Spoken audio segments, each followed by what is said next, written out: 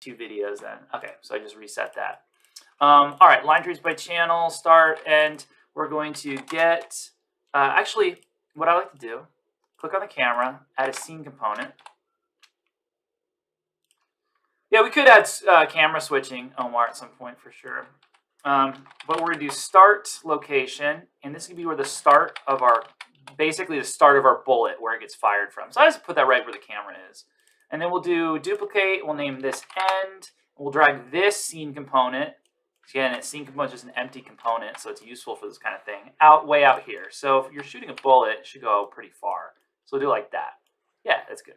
All right, so now I can say, hey, start, get world location. Wherever that thing happens to be, boom, that's where I want the line to start. End, where does that happen to be in the world? I want that to be where the line ends, okay? So we're gonna draw a line from there to there. And like I said, we're gonna out hit. That'll be really useful because we could ask all kinds of questions about what got hit, what was the actor that got hit, was it a static mesh, was it an enemy, was it, whatever. It's super useful. Let's actually promote that to a variable, make it a little bit more clean. We can use it. We'll just name this player hit result. Okay. Fire weapon, boom. And let's do this whenever we click. Okay, so we'll do left mouse down, left mouse button. If left mouse button is pressed, cause the fire weapon to happen. Now, it's an invisible line, but if I change draw debug to for one frame or duration or anything like that, let's do duration actually, then you'll actually be able to see it. This is useful for like testing purposes. So now if I click, see that line showed up? Click again, see that line showed up? Whoa, and they're getting way too close. So now I have this like ability to shoot a line through the world, and that's going to be great. So let's go over to our BP zombie. Eventually these guys are going to be droids and stuff, but we're just getting them to work. So let's actually make it so they don't get quite as close because they're kind of, let's do that maybe. Maybe we'll do 50, 60, okay. I gave them health variable last time. So let's do this. Custom event, damage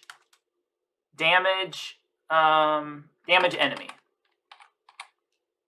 So, and what we could do is, what I love about custom events, they're not only there to be kind of like that first domino that triggers something to happen, you can pass information into them.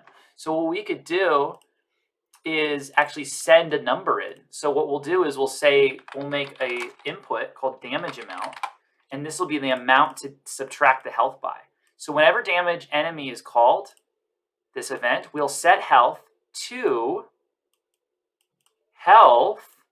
get health, minus whatever's coming through in the custom event. Okay, so this is a really great way of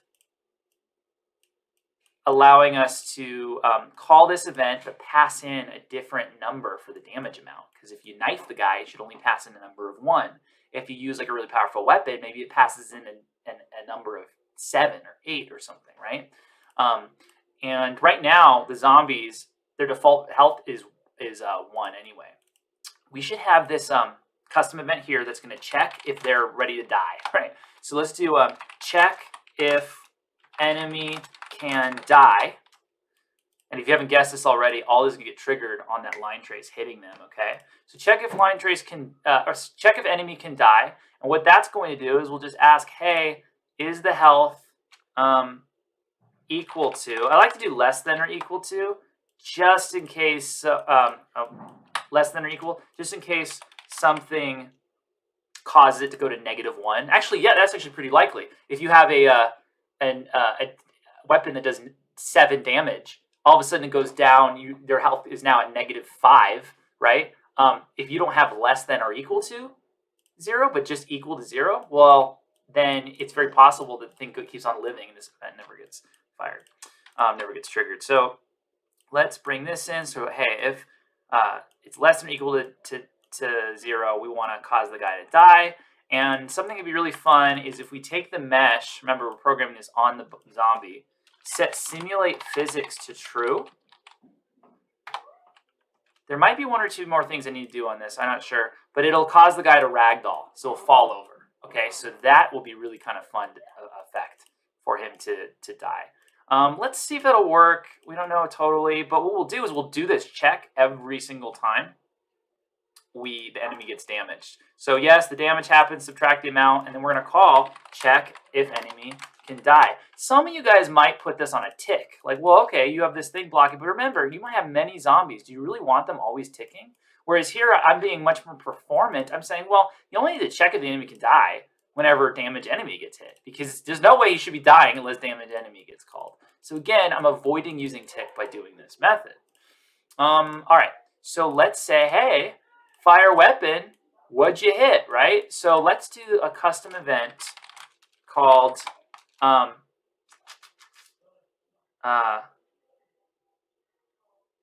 check what player has hit, okay? Now I could add this code just after fire weapon, and the reason I'm making its own separate event, and maybe I don't have to, but one of the things I'm thinking is, you know, there might be lots of different things that we're going to cast to perhaps at some point when we're hitting an actor. Maybe it's not just enemies you're shooting, but you shoot, that's about all you can hit actually. You know what, we don't need this to be a custom event. That's okay. Let's do this. Let's break this, hit results, and we're going to ask it, hey, did you hit an enemy? Oh, you know what we should do too? We should fire a shot effect whenever we shoot the weapon. Now this will come from our weapon type once we start getting into those, but for now, we'll just spawn an explosion particle. So if you do spawn particle, spawn emitter particle, same thing at location, that'll work. Let's do the explosion. Because explosion is all big, let's actually take the scale down from 1.0 to 0.25. That way it's kind of more bullet-like. It's like a small little explosion. Here's the thing. Spawn emitter at location, you need to decide what the location is going, you need to decide what the location is. If you just leave it at 0, it's just going to spawn it literally at the coordinate 0, 0, 0 in the map, okay? What's really nice, though, is when you hit something, it spits out for you the location, or even more precisely, the exact impact point. So let's plug one of those things into location. Bam, okay? And maybe we do a sound kind of thing. Let's just see if that works real quick. Let's hit play, click. Oh, nice. See that? That's pretty great, right? Let's get rid of that line part of the trace. So we no longer need that to be visible. Boom. We're going to want to add a crosshair at some point for sure, but that's really great. So now the idea is when I hit one of these guys with it, oh, notice how it's not hitting them? This is one of those things that takes forever to figure out. Trace channels. These things, they happen on... I'm sorry, go ahead. Ah, what did you do with it? Tell me about it.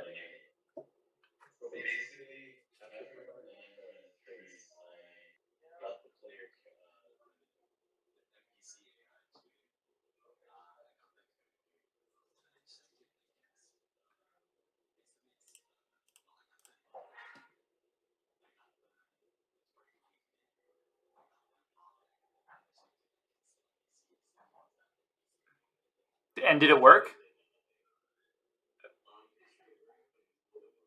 Here's the pain point that people don't realize. If you go into the collision on an NPC like this, notice this, collision presets, pawn, open this up. It shows you all of the channels that it can collide on.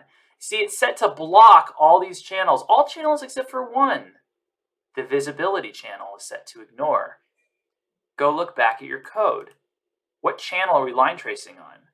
The visibility channel. Change this to the camera channel, which the zombie or which any default third-person character in Unreal does block. By the way, you can change collision. You can go custom, just hit, boom, now problem solved, right? But I don't care about that. Either one's fine. But what we'll do is I'm just going to say, hey, trace on this one, and now he will be hit by the line trace. So watch this. Now when I hit him, see he's getting hit? Perfect. Okay, now we just want to cause damage. So this part's easy because we've hit him, we stored the hit result, we're spawning at the location. Now let's just ask, hey, did you hit an NPC? If so, trigger our event called damage enemy, right? Every time. So let's do this right now. Let's say, hey, did you hit cast to Zombie BP zombie. I don't like my wires to cross or go behind things, so we'll do something like that. Double clicking on the wire. And now, because we cast to it, we have access to all of its variables and all of its custom events. Okay, so damage enemy custom event lives on BP zombie. We could drag off of here, type in damage enemy, and that event's gonna come up. Boom. And remember the input we added. This is where you get to actually type in the amount of damage you want to do. Whatever it is that you want to have in. Now, eventually, this will probably be some sort of variable that comes from our weapon type. Right now, it's just damage 1. 1 damage each time.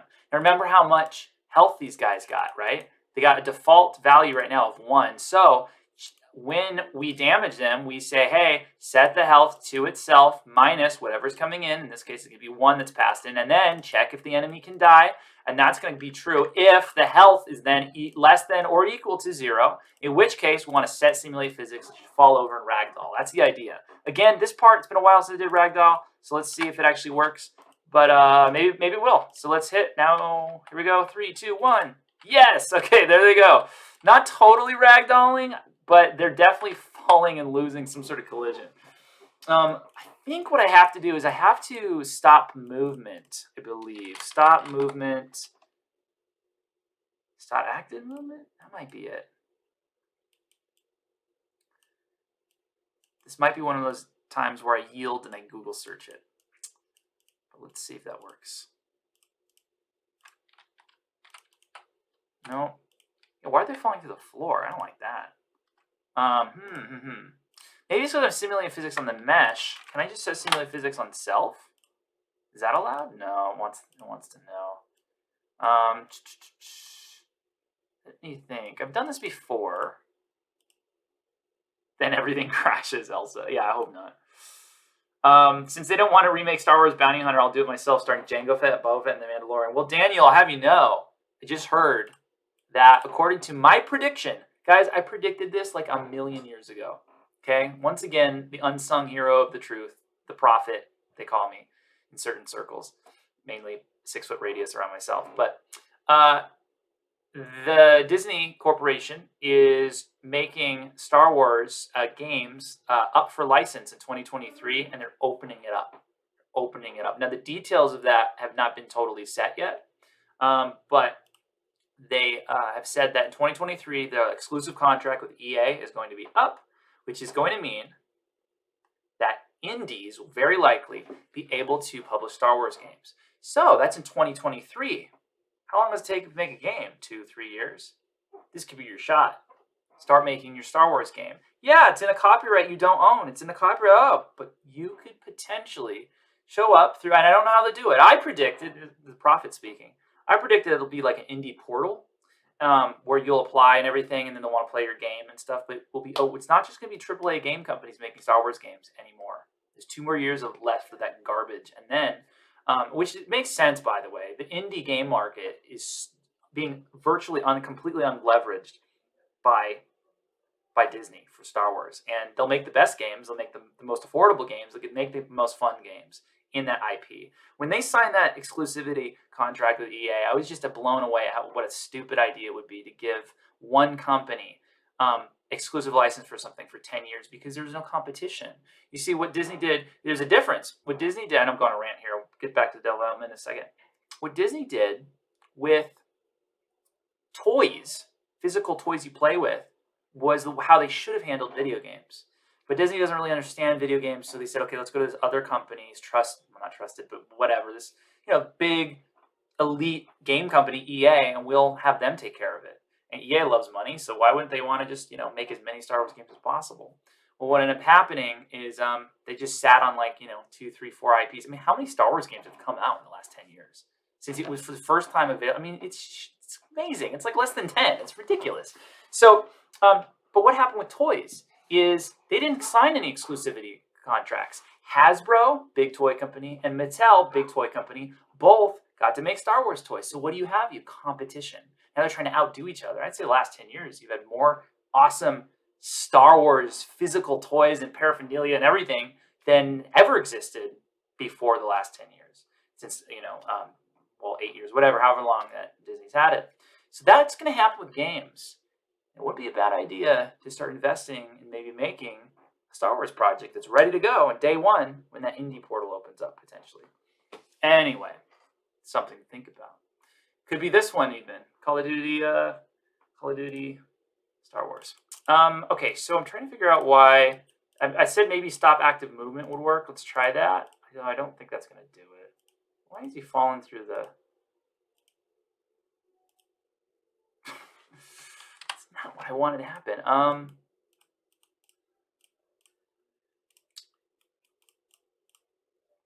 right, I'm going to yield. So this is what we do when we get to this point. We Google search. So UE4 how to ragdoll blueprints. You click on the first 3 links. Usually what I do. Boom. And then I look at them and I kind of cross-reference. Pretty easy to do. First you need to event hit. Yes, disable movement. So I got close. I said stop active movement. I guess it was disable movement. I needed disable movement. Okay, that's the first one. What else do we need to do?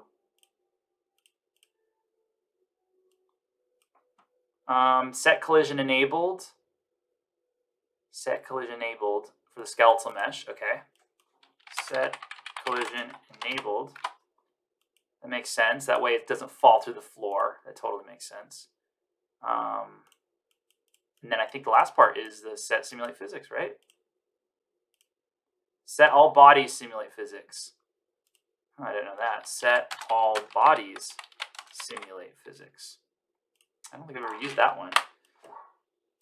And you set it to true. Collision enabled. Disable movement. All right, let's see if that works. Bam. Oh, so satisfying. Was that worth the wait? So cool. All right, awesome. Okay, that's really, really good. I bet you those shaders are done compiling on the other projects, so let's open that one up. And they are. So here's that project, if you remember. So we got a Death Star situation. We also just got some really good props. We've got my head. This is great. So all things that we can use. Oh, we got music too. We got some droids. Remember that? These guys? Cool. So we're going to migrate this stuff over. So let's do this. Man, I like all of it. So we can do this. We can migrate folders. So to move stuff from one project to another, you click on it. You do right-click, Asset Actions, Migrate. You hit OK. And then you choose the content folder of what you want it to go to. So we want it to go to period 7 Fallen Republic content. Hit select folder, and now it's going to start copying everything from this project into there. Now I just moved the Soul City stuff there. I'm also going to want to move a few other things there.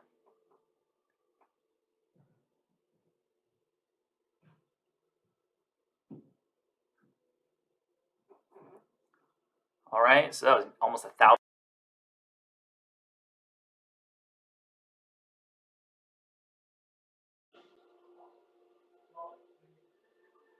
Can you guys hear me? You can hear me? Okay, I got a message about my sound card not working. Okay. Let me just double check.